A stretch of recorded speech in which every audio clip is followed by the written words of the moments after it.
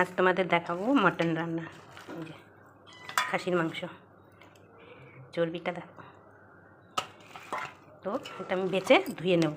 আর এখানে আছে দই, আছে লেবু, আছে আদা, আছে টমেটো, রসুন, আর এদিকে আছে পেঁয়াজ কুচানো, কাঁচা লঙ্কা। এটা আমি পেস্ট করে নেব। তো এখন আমি মাটনটা ধুয়ে নিই বেছে। তো আমি লেবু দেবো। লেবুটা দিয়ে একটু লেবু আর একটু হলুদ নুন দিয়ে মেখে রেখে দেবো কিছুক্ষণ। তারপরে দই দেবো। হাতে ব্যথা তো চেপাতে পারছি না লেবুটা।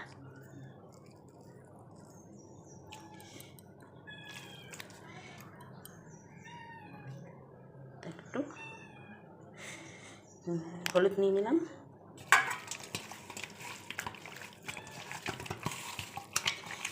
দইটা করে দেবো। হলুদ দিয়ে মেখে রেখে দিই। কিছুক্ষণ পরে দইটা দিয়ে মাখতে হবে। নুনটা কই, তো নিয়ে নিলাম নুন স্বাদ মতো। এখন অল্প একটু দিই, পরে দেবো। তো নুন হলুদ দিয়ে লেবু দিয়ে একটু মেখে রাখলাম। তো দই দিয়ে দিলাম, তেল দিয়ে দিলাম কড়াইতে।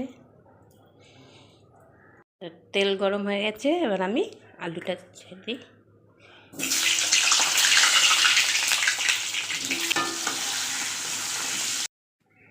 তো আলু ভাজা হয়ে গেছে, তুলে নিই।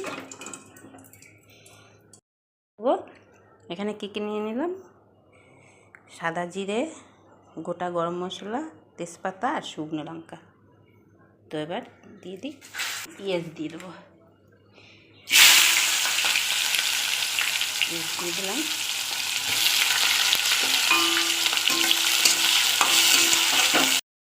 তো পেঁয়াজটা ভাজা হয়ে গেছে, এবার আমি একে একে জিরের গুঁড়ো, ধনের গুঁড়ো, লঙ্কার গুঁড়ো, হলুদের গুঁড়ো দিয়ে দিলাম,